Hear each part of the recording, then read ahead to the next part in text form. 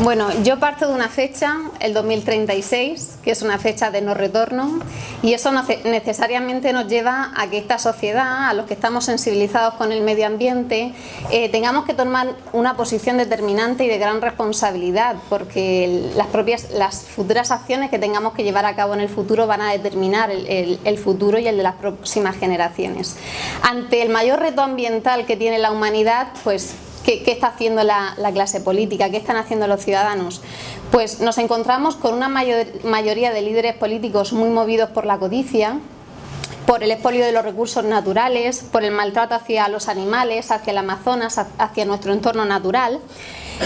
Muchos de los que se reúnen en las cumbres del clima, y me refiero a los grandes representantes políticos, lo único que se ponen de acuerdo es para determinar la próxima reunión o fecha o localización de la cumbre, más allá de adoptar acuerdos vinculantes para los Estados miembros.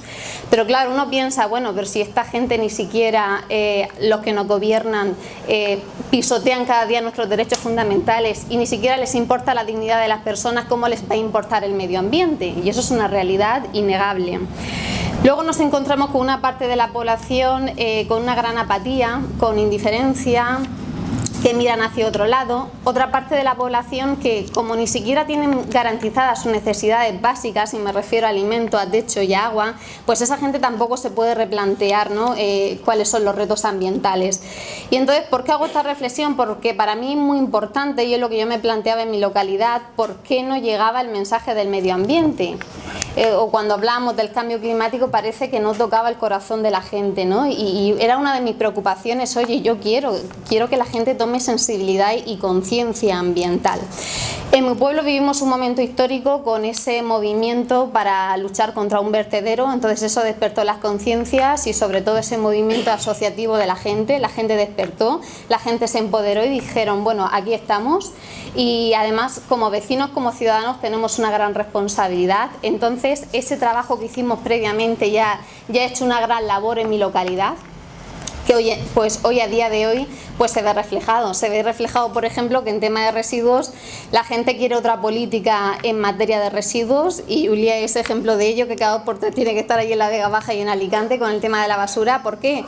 ¿Cómo solucionan el problema de la basura? Pues no se pueden seguir haciendo hoyos, hace falta un cambio de políticas, y los ciudadanos nos lo están pidiendo, y a nivel local. Cuando se puso de manifiesto pues los efectos perjudiciales de los pesticidas en el medio ambiente, lo llamaban la primavera silenciosa. ¿Por el qué? Porque no habían aves y no habían pájaros, por eso era silenciosa.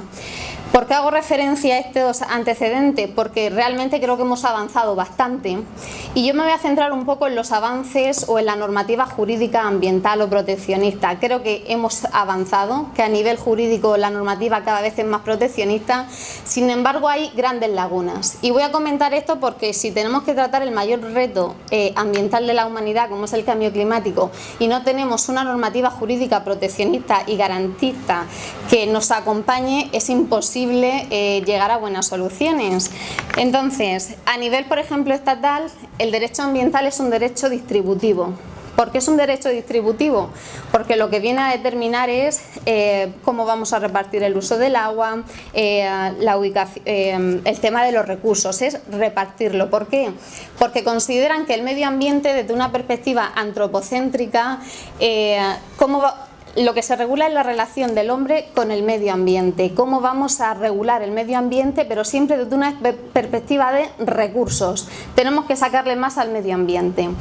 Entonces, si la propia naturaleza jurídica del medio ambiente es antropocéntrica, el derecho al medio ambiente no es un derecho fundamental.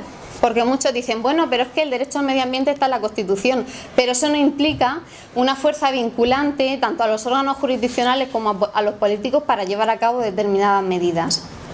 Los derechos fundamentales están del artículo 14 al 29, entonces esos derechos tienen unas grandes garantías, tanto de mandato a los poderes públicos y políticos como a los propios juzgados. Pero el derecho al medio ambiente, ¿dónde está ubicado? Pues la propia jurisprudencia es muy clara al respecto. Es un principio rector de la política social y económica. Sí que es un mandato para nuestros políticos, pero no tiene determinadas garantías, digamos, en fases judiciales para que si un vecino considera que se está llevando a cabo algún delito, aunque no le perjudique a él directamente, pero que sí que tenga ciertas garantías a la hora de defenderlo. Hablo de esto porque creo que es fundamental. Es fundamental porque tanto las acciones sociales como las acciones políticas tienen que tener esa garantía jurídica.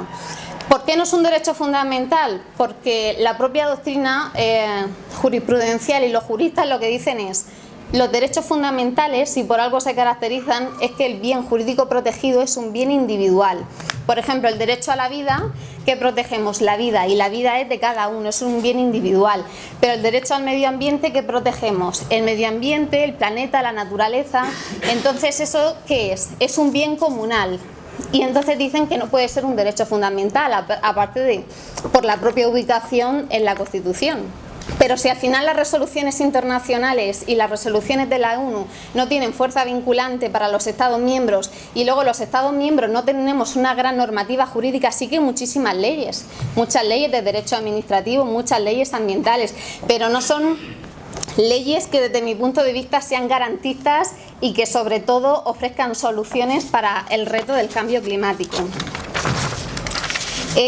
Comento esto aquí pues porque creo que es un espacio adecuado, que de esto muchas veces no se habla, siempre hablamos de políticas, pero creo que es fundamental ver el instrumento jurídico. Para eso necesariamente tendríamos que modificar la Constitución.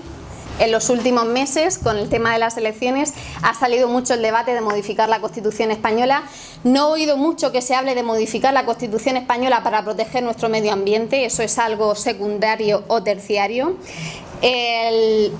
Thomas Jefferson decía en 1789: el presente es de los vivos, no de los muertos. Cada época y generación debe ser tan libre de actuar por sí misma y adaptar la Constitución a su realidad y a su voluntad. Por lo tanto, creo que es un reto que, bueno, desde aquí pues insto a los diputados nacionales a que lo tengáis presente, y creo que es pues fundamental, ¿no?, para adoptar este reto. Entonces, hay que cambiar la Constitución.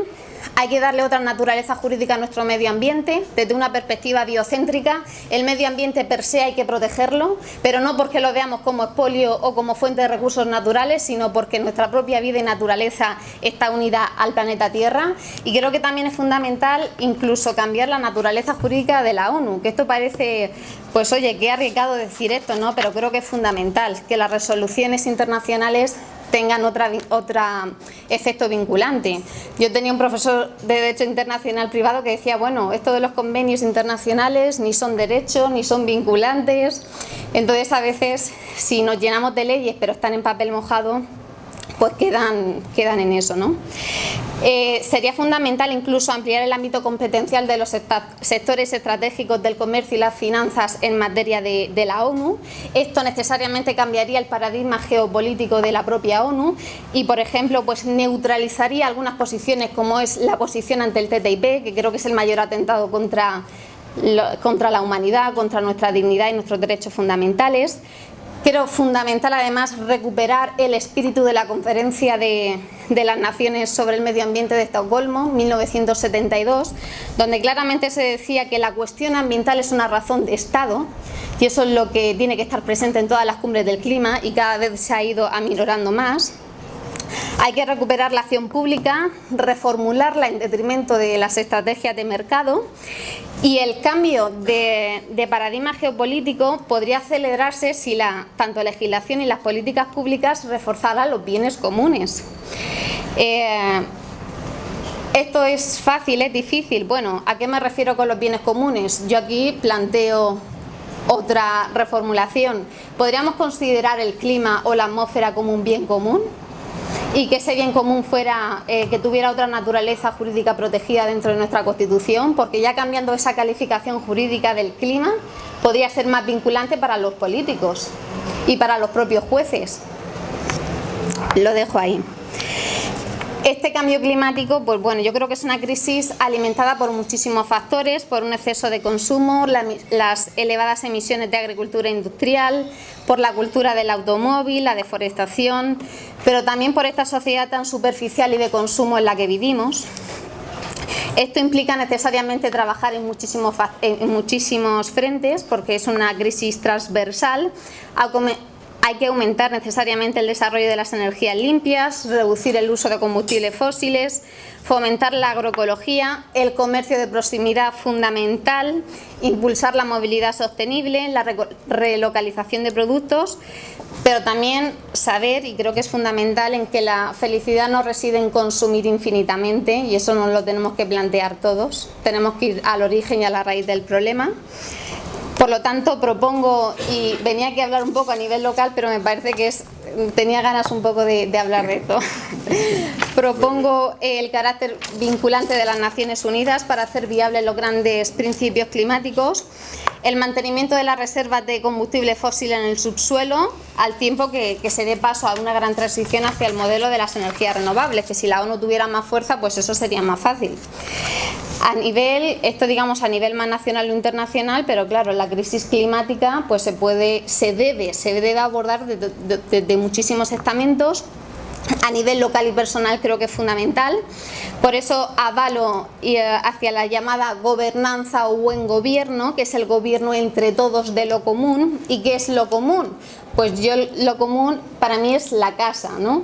La casa que la propia carta encíclica del Papa, me gusta ese concepto, ¿no? Aunque lo veamos muy religioso este libro, pero sí que tiene mucha importancia cuando habla del cuidado de la casa común, ¿no? Entonces, si protegemos ese bien común, el planeta Tierra como casa común, creo que sería fundamental. Yo estuve 2 años criticando la gestión de los residuos, los vertederos ilegales, los empresarios unidos a esa corrupción de las basuras, y ahora estando en el consorcio de los residuos, pues hemos hecho muchísimo más que estando fuera. Pero claro, estar fuera y criticar y despertarte, y creo que es fundamental, ¿no? En relación al decrecimiento y la reducción del consumo, pues por eso hablaba también de la economía del bien común, la economía del bien vivir, que al final ¿qué es? Que pasemos de la sociedad del tener a la sociedad del ser, y a lo mejor lo que nos tenemos que replantear es ¿y por qué la gente compra tanto? ¿Dónde estamos buscando la felicidad? Es que a lo mejor aquello que no tenemos dentro lo buscamos fuera. Entonces claro, ya son planteamientos filosóficos que para adentrarnos demasiado, pero hago el llamamiento a la responsabilidad que tenemos como consumidores y la responsabilidad que tenemos con el carrito de la compra, es decir, dónde depositamos nuestro dinero.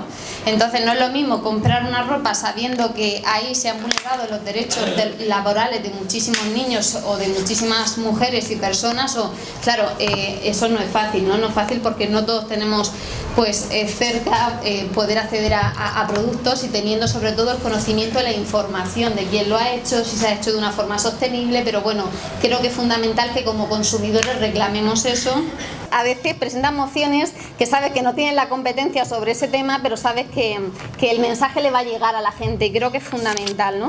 Prohibimos también el glifosato, que luego venían agricultores y me decían, pero si yo estoy utilizando el glifosato toda la vida y no me he muerto y no ha pasado nada, eso no pasa nada con el glifosato. Y luego me decían, bueno, pues ya voy a intentar cambiarlo. Entonces, a veces uno dice, bueno, a nivel local, que qué difícil cambiar las cosas, pero el mensaje va calando en los ciudadanos, y eso es una fuente de esperanza. Por eso digo que la educación es fundamental desde niños, desde cada casa. Y bueno, creo fundamental que más allá del poder político y del poder jurídico hay un poder inmenso, que es el poder de la colectividad, de los movimientos sociales. Aclamo a eso porque yo vengo de ahí y he visto cómo somos capaces de transformar la sociedad, y cómo al decir ustedes lo están haciendo mal nos introducimos en las instituciones para cambiarlo. Necesariamente hay que apelar a lo que decía esa cosmovisión andina, a una sociedad del tener al ser. Eso lo va a dulcificar todo muchísimo más. Por eso no tiene sentido, si la tierra somos nosotros, tirar piedras a lo que tú eres. Y bueno, al final el cambio vendrá de las instituciones, vendrá de la política, pero vendrá de principalmente si todos tocamos las conciencias y los corazones de nuestros vecinos, si empezamos a cambiar, y la revolución la empezamos con cada uno de nosotros, que empecemos a cambiar nosotros, que la revolución empiece desde nuestra casa, desde nuestra familia, nuestro entorno, y cada vez lo vayamos acaparando más, y así el discurso del cambio climático llegará a la gente. Cuando le dices, bueno, pero es que este agua contaminada se va a regar estos tomates ahora los comes, y entonces poco a poco empiezas a profundizar en estos temas, llegas al cambio climático y cada vez te encuentras con una revolución verde imparable y con una gran conciencia. Nada, muchísimas gracias y espero que os haya gustado. Muchas gracias.